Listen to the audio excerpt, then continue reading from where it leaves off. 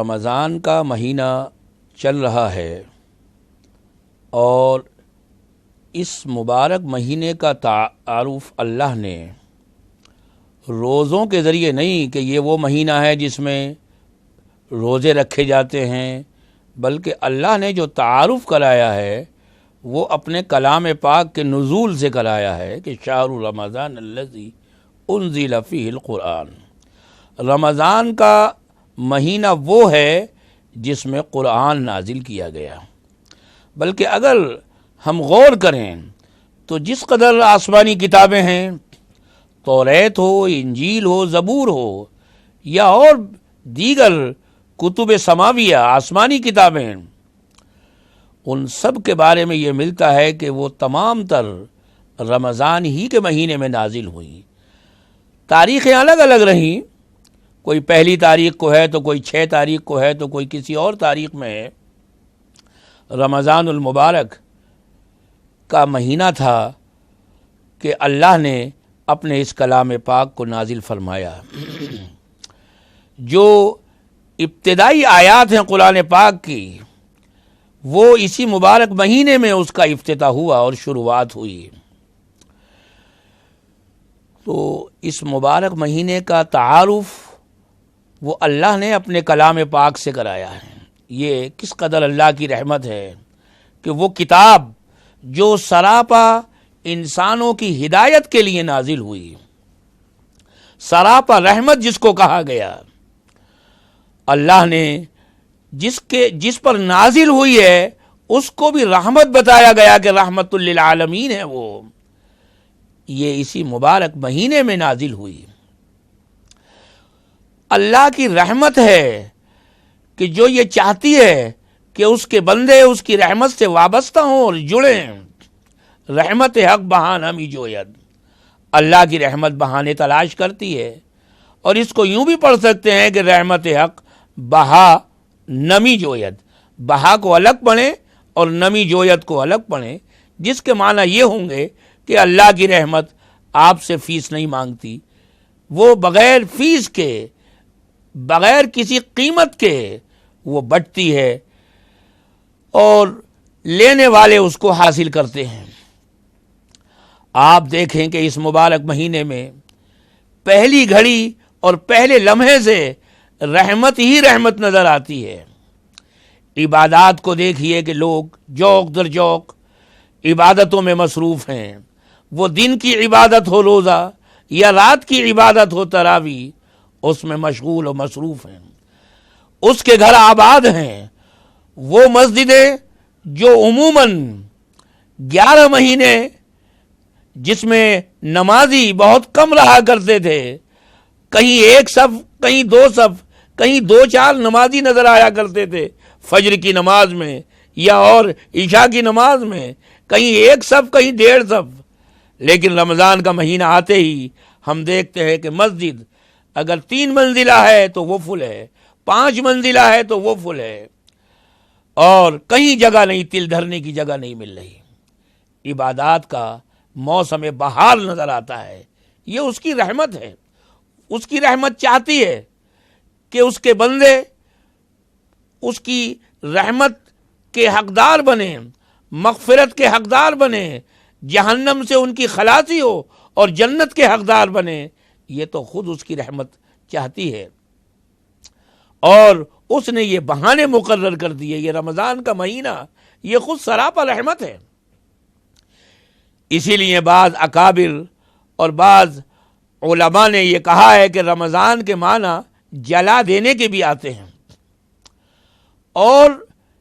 اس کی وجہ تسمیہ ایک یہ بھی بتائی گئی ہے کہ یہ 11 مہینے کے گناہوں کو، سیئات اور معاصی کو جلا کر بھسم کر دینے کی تاثیر رکھتا ہے۔ یہ مبارک مہینہ، یہ اس کی کس قدر رحمت ہے۔ وہ چاہتا ہے کہ اس کے بندے کسی نہ کسی طرح گناہوں سے پاک و صاف ہوں، ان کو معافی ملے، ان کو مغفرت ملے، ان کی بخشش کی جائے۔ یہ ہماری کوئی کوشش نہیں، ہمارا کوئی کمال نہیں۔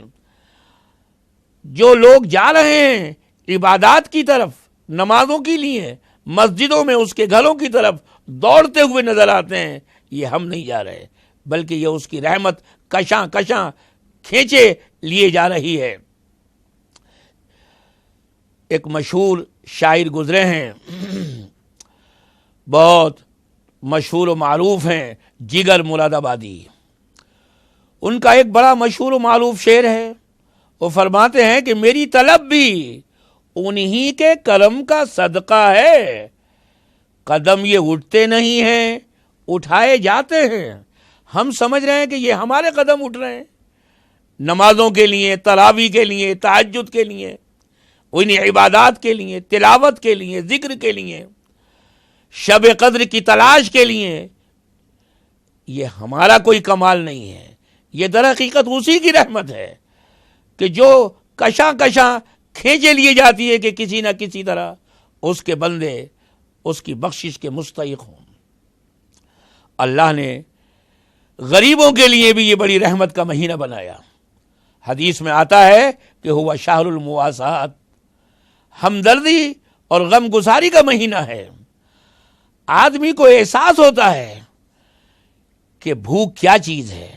فاقہ کیا چیز ہے، غریبوں پر پورے سال کیا گزرتی ہے، جن کے پاس نان شبینہ میسر نہیں ہے، جن کے پاس کھانے کے لیے کچھ نہیں ہے، بھوک میں ان پر کیا کچھ بیتتی ہے، یہ صبح سے شام تک کے روزے میں انسان کو اندازہ ہوتا ہے۔ اسی لیے اللہ کے نبی صلی اللہ علیہ وسلم نے فرمایا کہ اس مبارک مہینے میں اگر کوئی کسی روزے دار کے روزے کی افطار کا انتظام کرے، افطاری کا انتظام کرے، روزہ کشائی کا انتظام کرے، اللہ تعالیٰ اس کو بے حساب اجر عطا فرمائے گا۔ اور یہ ضروری نہیں ہے کہ آپ اس روزے دار کی روزہ کشائی کے لیے کوئی بہت بڑی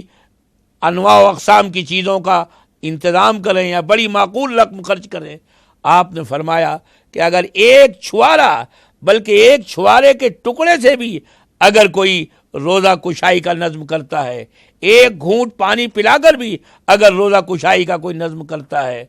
تو اس کے لیے بھی مغفرت کا وعدہ ہے۔ تو ایک طرف تو اس روزہ کشائی کرانے والے کے لیے مغفرت کا سامان اللہ نے بنایا، اور دوسری طرف غریبوں کے لیے کھانے پینے کے لیے ذریعے کے طور پر اس رمضان کو مقرر۔ زکوٰۃ کا خصوصی نظم، صدقہ واجبہ کا، صدقۃ الفطر کا جو اس مہینے سے متعلق ہے، اللہ نے نظم کیا۔ یہ خصوصی رحمتیں ہیں غریبوں کے تعلق سے، جو فقراء اور مساکین ہیں ان کے لیے بھی یہ مہینہ خصوصی رحمتوں کا بن کر آتا ہے۔ اللہ کے نبی صلی اللہ علیہ وسلم کے بارے میں صحاح ستہ اور تمام احادیث معتبرہ کے اندر یہ آتا ہے کہ اللہ کے نبی صلی اللہ علیہ وسلم یوں تو سخی تھے ہی تھے، لیکن بالخصوص رمضان میں آپ کی بخشش، جود و عطا وہ ہواؤں سے بڑھ کر ہو جاتی تھی، اور پھر اور زیادہ اس میں اضافہ نظر آتا تھا آخری عشرے میں اللہ کے نبی صلی اللہ علیہ وسلم جس طرح عبادات اور طاعات میں مشغول ہوتے تھے، کمر کس لیا کرتے تھے، گھر والوں کو جگاتے تھے تاکہ وہ شب قدر، لیلۃ القدر کی تلاش میں مشغول رہیں، اور اس رحمت الہیہ میں وہ بھی شریک ہو جائیں، گھر والے، محلے والے۔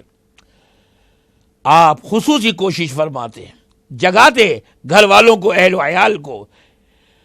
یہ کس قدر رحمت کا مہینہ ہے، وہ مبارک رات لیلۃ القدر کی سر تاپا رحمت، جس کی ایک رات کی عبادت 1000 مہینوں سے بڑھ کر ہے۔ مہینہ 30 دن کا مان کر چلیں تو گویا 30,000 راتوں کا اجر اور ثواب وہ ایک طرف، اور اس رات کا ثواب وہ ایک طرف بڑھ کر ہے۔ یہ کتنی بڑی گویا خدا کی رحمت ہے۔ یہ تمام پورا کا پورا مہینہ بندگان خدا کے لیے رحمت بن کر آتا ہے، ایمان والوں کے لیے خصوصی طور پر، طاعات اور عبادات کرنے والوں کے لیے خصوصی طور پر یہ مہینہ رحمت کا ہے، اور آنکھوں سے نظر آتا ہے، اللہ کی رحمتوں کا مشاہدہ ہوتا ہے، ہر کس و ناکس کو اللہ کی رحمت کا مشاہدہ نظر آتا ہے کہ اس کی رحمتیں کس قدر برس رہی ہیں۔ افطار ہو، سحری ہو یا اور دوسرے گویا اوقات ہوں، اللہ کی رحمتیں دیکھنے والوں کو، اہل باطن کو بھی محسوس ہوتی ہیں اور اہل ظاہر کو بھی محسوس ہوتی ہیں کہ کس قدر اللہ کی رحمتیں برس رہی ہیں۔ حدیث میں آتا ہے کہ یزاد فی رزق المومن، مومن کے رزق میں اضافہ کر دیا جاتا ہے۔ اب اضافہ کر دیا جاتا ہے مومن کا رزق، تو ایک رزق تو وہی ہے جو ہم کو ظاہری طور پر نظر آتا ہے، کھانا پینا ہے، مختلف قسم کے پکوان ہیں، پکوڑی ہے، کچوریاں ہیں، طرح طرح کی گویا نعمتیں سجی ہوئی ہیں، طرح طرح کے گویا جو افطاری کا سامان ہے پورا سجا ہوا ہے، دسترخوان سجا ہوا ہے طرح طرح کی نعمتوں سے، جو عام دنوں میں نظر نہیں آتا لیکن رمضان میں نظر آتا ہے۔ یزاد فیہ رزق المومن، سحری ہے تو اور افطار ہے تو پورے کی پوری رات بازار کھلے پڑے ہیں، اور ہر ایمان والا، ہر اسلام کا ماننے والا وہ محسوس کرتا ہے کہ اس کے یہاں جو غریب سے غریب تر بھی ہوتا ہے، 11 مہینے میں اس کے یہاں وہ چیزیں حاصل نہیں ہوتی جو اس مبارک مہینے میں حاصل ہو جاتی ہیں۔ جس کے یہاں ہمیشہ چٹنی روٹی اور گویا دال سبزی ہوتی ہے، اس کے یہاں بھی کچھ اچھے پکوان نظر آ جاتے ہیں۔ مومن کا رزق بڑا ہوا نظر آتا ہے، لیکن جو اہل باطن ہیں، جن کو اللہ نے نظر دی ہے، باطنی نظر سے سرفراز فرمایا ہے، روحانیت والے ہیں، وہ یہ محسوس کرتے ہیں کہ مومن کا رزق حقیقی وہ تو اعمال ہیں، عبادات ہیں، طاعات ہیں، جتنے معروف ہیں ان کا گویا ان کا حصول ہے، اور جتنے منہیات ہیں، جتنے منکرات ہیں ان سے بچنا اور اجتناب ہے۔ اصل مومن کا رزق تو یہ ہے، اس لیے کہ اللہ فرماتا ہے کہ وما خلقت الجن والانس الا لیعبدون، میں نے جو تم کو پیدا کیا ہے تو اسی لیے پیدا کیا ہے کہ میری عبادت کرو، ہر کام میں میری مرضی تلاش کرو، یہ دیکھو کہ میرا حکم کیا ہے، چاہے عبادات کا معاملہ ہو، چاہے معاشرت کا ہو، چاہے احکام کا ہو، چاہے سماجی زندگی کا ہو، گھریلو زندگی کا ہو، چاہے بازار کی زندگی کا ہو، معاملات ہوں، اخلاق ہوں، ہر چیز میں یہ دیکھو کہ اللہ کا حکم کیا ہے، رسول کا فرمان کیا ہے، اس کی تلاش کرو۔ اصل چیز تو یہ ہے کہ وما خلقت الجن والانس الا لیعبدون، تو عبادات یہ اصل مقصود ہیں، اور عبادات میں اضافہ یہ ہر آنکھ والا دیکھتا ہے۔ قرآن کی تلاوت ہو رہی ہے، نمازوں میں لوگ نظر آ رہے ہیں، مسجدیں بھری ہوئی ہیں، لوگ رات بھر گویا شبینے ہو رہے ہیں، قرآن پاک ختم ہو رہے ہیں، پوری رات کھڑے ہوئے قرآن سن رہے ہیں، وہ لوگ بھی جنہیں کبھی مسجد میں نہیں دیکھا جاتا، رمضان کے مہینے میں اور رمضان کی راتوں میں دوڑ کے مسجدوں میں نظر آتے ہیں۔ یہ سب چیزیں کیا ہیں؟ یہ وہی ہے کہ اللہ فرماتا ہے کہ رمضان کی ہر رات خدا کا ایک فرشتہ یہ اعلان کرتا ہے کہ یا باغی الخیر اقبل، اے خیر کے طلبگار آگے بڑھ۔ یہ ہے موقع عبادات کے حصول کا، عبادات حاصل کرنے کا، یہ مہینہ ہے، سیزن ہے، یا باغی الخیر اقبل، آگے بڑھ اور ان کو حاصل کر، خدا کی رحمت لٹ رہی ہے۔ حدیث میں آتا ہے کہ اس میں بھی اگر کوئی محروم رہ گیا